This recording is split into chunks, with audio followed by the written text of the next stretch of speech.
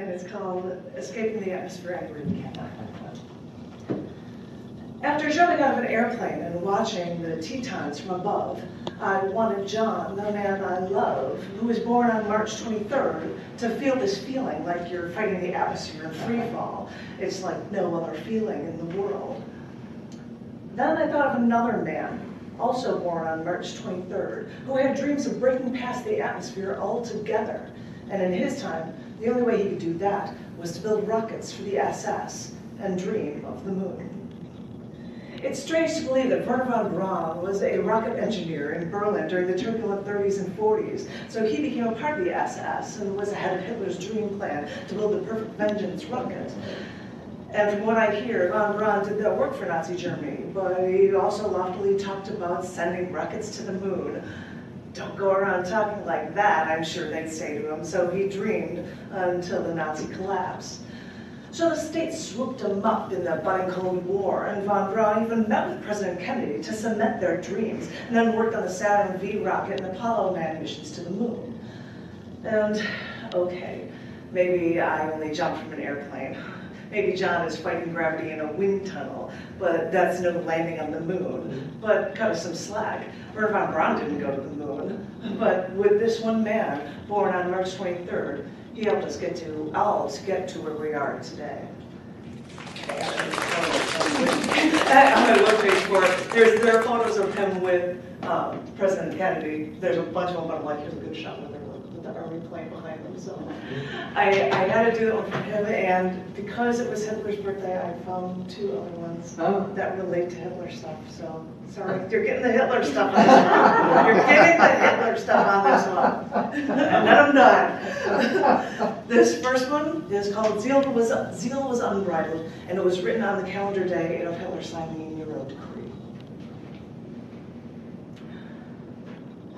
Slaving, I risked my life. And in these struggles, I had a vision the entire fatherland would ultimately embrace. This is your salvation. You begged for it. Your zeal was unbridled. Hang on, I lost my page. Your zeal was unbridled. Yet as time wore on, you and the masses were too blind to truly fulfill your destiny. You don't understand. I earned the Iron Cross for my unbridled heroism. I fought in the streets for the right kind of government for my people.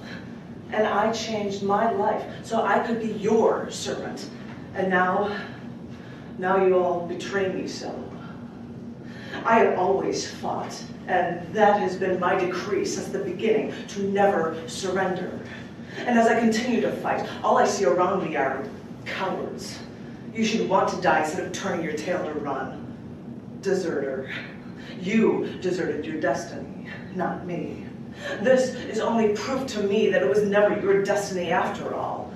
And each one of you should perish. And if enemies come in to take over my land, we should leave them nothing, only a scorched earth.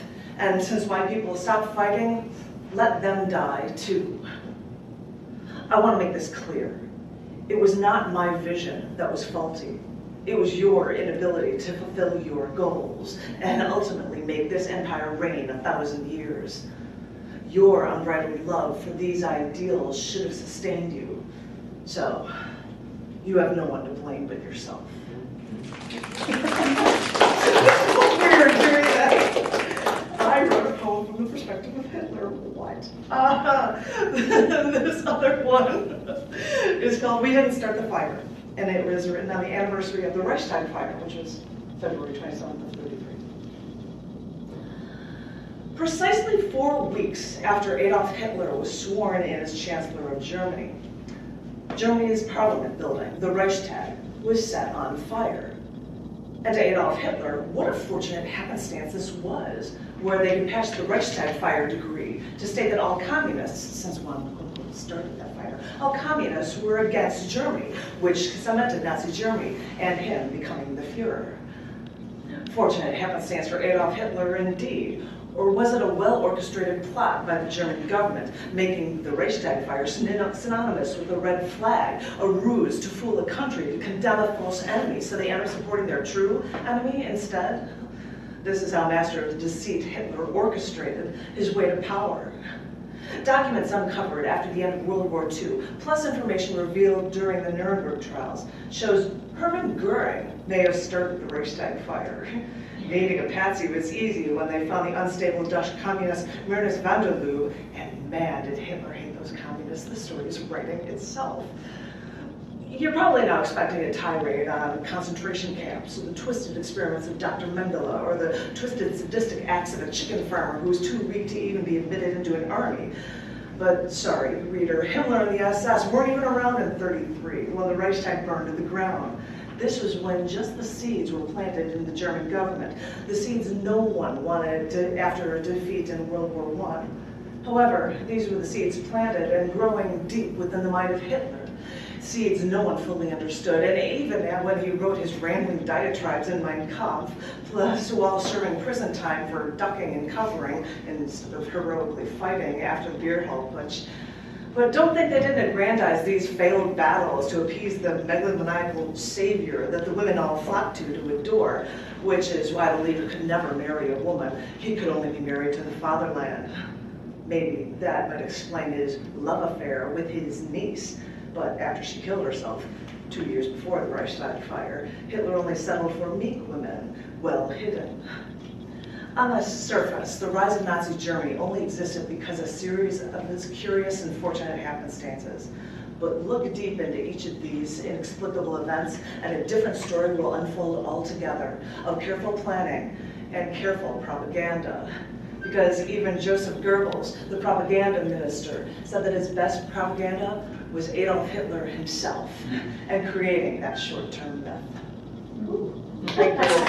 No more